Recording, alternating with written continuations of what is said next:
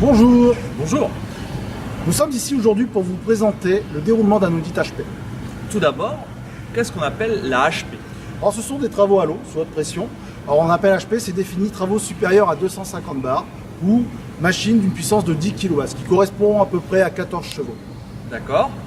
Quelle est la première chose à faire quand on vient auditer un chantier haute pression? Alors, on va déjà contrôler la partie documentaire, les autorisations de travail, s'il y a un mode opératoire présent sur le chantier, et on contrôlera tout ce qui est checklist. Très bien. Au niveau de l'autorisation de travail, du permis de travail, qu'est-ce qu'on va regarder? Alors, on va déjà regarder si on est sur le bon équipement, c'est déjà bien. Après on va regarder si on travaille en zone ATEX. Il faut savoir que pour les travaux HP, la mise à la terre est obligatoire, la liaison équipementielle en zone ATEX est obligatoire. Donc c'est très important de contrôler tout ça. Après on contrôlera tout ce qui est consignation, mise à disposition et si le personnel intervenant a bien été formé. Très bien. Au niveau du mode opératoire, même question, qu'est-ce qu'on doit regarder en tant qu'auditeur? Alors le mode opératoire, on reprend tout ce qui est la chronologie de l'intervention. Donc dedans on va regarder tout ce qui est moyens humains, habilitation, les rôles, le nombre de personnes. Justement, oui. Au niveau des personnes, au niveau des rôles, j'ai entendu parler d'un rôle, le rôle de surveillant.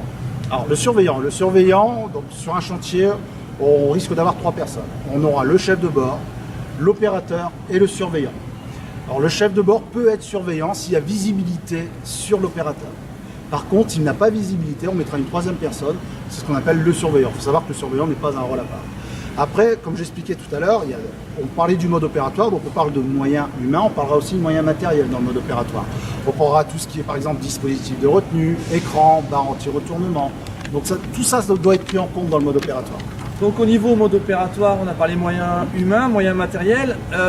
Moi je voudrais qu'on parle de la dernière opération, la phase nettoyage. Alors, la phase nettoyage, fin de travaux, on va dire, c'est une phase qui doit être prise en compte dans le mode opératoire. Alors cette phase doit définir quels moyens on va mettre en place pour la nettoyer, parce qu'on va venir nettoyer la zone de travaux. Et cette zone de travaux ne peut pas être nettoyée par exemple sans outils. Il est strictement interdit de travailler sans outils au flexible. Donc il faut savoir que ça doit être pris en compte dans le mode opératoire, très important. Très bien. On a vu donc le permis de travail, on a vu le mode opératoire, il nous reste donc à voir la checklist. La checklist, donc c'est la chef de bord qui le fait, nous allons aller le voir, nous partons.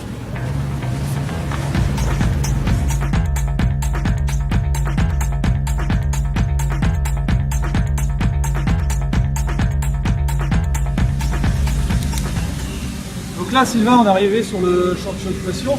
Est-ce qu'au niveau de l'entreprise, il faut vérifier l'ensemble de la checklist? Non, il ne faut pas contrôler tous les points de la checklist. La checklist, elle est réalisée par le chef de bord. Donc le chef de bord, lui, fait sa checklist. On va contrôler quelques points de la checklist. Là, par exemple, on va lui demander ses types d'habilitation. Vous avez vos types d'habilitation? Oui, je les ai. Merci. Donc on en a un pour l'opérateur, chef de bord, Pascal Deforce, bien vous. Et on en a un pour l'opérateur qui va taper au pistolet. D'accord. Ce qui est important de savoir, c'est qu'en France, habilitation, c'est le S3C. En Belgique, le CIR. Et ensuite, dans les pays où il n'y a pas d'habilitation, il y aura au minimum une formation. Tout à fait. Donc là, on va contrôler un deuxième point. On a vu les cartes d'habilitation. Maintenant, on va contrôler tout ce qui est personnel. Voir un peu le chantier, s'il est bien adapté, le nombre de personnes par rapport au chantier. Est-ce que par rapport au chantier, là, votre installation, est-ce que vous avez... Pour moi, oui, parce que j'ai visé sur mon opérateur. Il y a une gâche de personnes, on a fait, avec commande à maintenu. D'accord. Donc là, on est bon. Là, ça commence à être un peu plus technique, donc c'est ce qu'on demande au chef de bord. Le chef de bord va avoir un abac avec la sélection de buse. En fonction de sa sélection de buse, bon, là, il va nous expliquer. Donc, ici, on a un abac avec le diamètre des buses qu'on doit mettre. Donc on a 3 zones. Donc la zone verte ici. Cette zone verte, c'est 0,15 kg. On a la zone jaune, qui est une force de recul entre 15 et 25 kg. Et la zone orange, qui est supérieure à 25, donc c'est des travaux automatiques.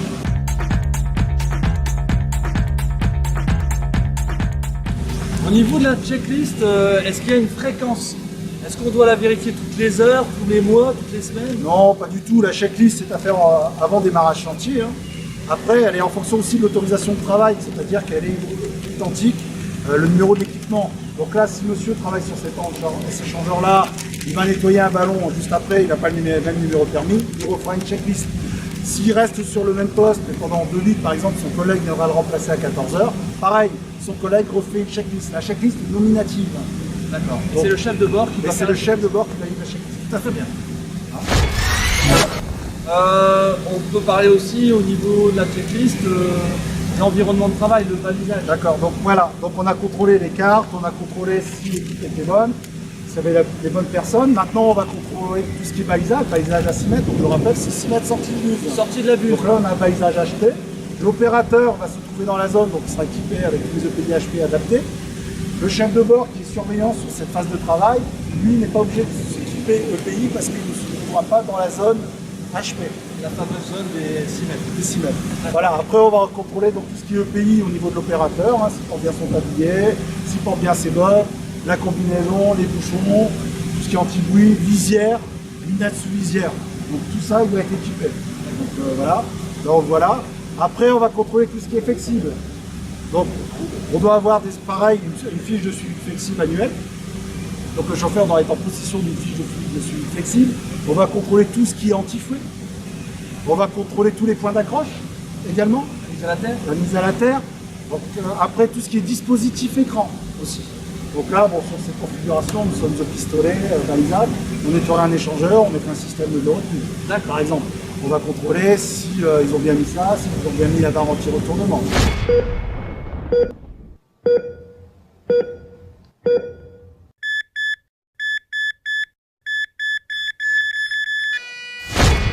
Donc on a parlé de la mise à la terre également, on contrôlera la mise à la terre, les liaisons équipes potentielles. On contrôlera également tout ce qui est zone de chantier. La propreté. Propreté chantier. Voilà, ce qui n'est pas en contrôle. Donc voilà tout ce qu'il faut contrôler au niveau du chantier. Là on parle organisation, matériel, équipe. Moi je voudrais savoir, c'est au niveau de la sécurité. En cas d'accident, est-ce que vous avez des consignes particulières? Est-ce que vous pouvez m'indiquer comment, par exemple, alerter, comment... Ici, pour alerter, j'ai un tapis avec quelque chose. Un tapis Wi-Fi pour prévenir directement au chef de poste. Un téléphone qui est là, une douche sécurité là derrière. Le S3C a élaboré une fiche des premiers secours en cas de blessure par haute pression. Une des phases de la fiche, premier secours, est destinée aux premiers soins sur place, les bords rouges. L'autre face contient des informations destinées aux médecins traitants, les bords bleus. La fiche des premiers secours du S3C ainsi qu'éventuellement la fiche d'information du produit doivent toujours accompagner la victime. À l'hôpital, il faut signaler qu'il s'agit d'une blessure causée par la haute pression d'eau et indiquer la nature des produits ou additifs chimiques éventuellement ajoutés à l'eau. Donc là Sylvain, on vient de voir une audite haute pression. J'ai une dernière question. Si on trouve une anomalie dans notre checklist, que faut-il faire? Alors, si on trouve une anomalie, on arrête. Il faut savoir que quand on crée la checklist, obligatoirement, il y a 8 noms non applicables. S'il y a un seul nom dans la checklist, on ne travaille pas. On ne démarre pas le chantier, on fait un point d'arrêt, on voit son responsable, on appelle le client et on refait soit le mode opératoire, on fait la prestation. Et après, si on redémarre le chantier, quand on va redémarrer, on refera une checklist. Dans tous les cas, on ne se mettra pas en danger. Deuxième point, il peut avoir aussi, même si la checklist est bonne, dans l'intervention, une anomalie qui survient. Un problème. À partir de là, pareil, on fait un point d'arrêt, on arrête le chantier.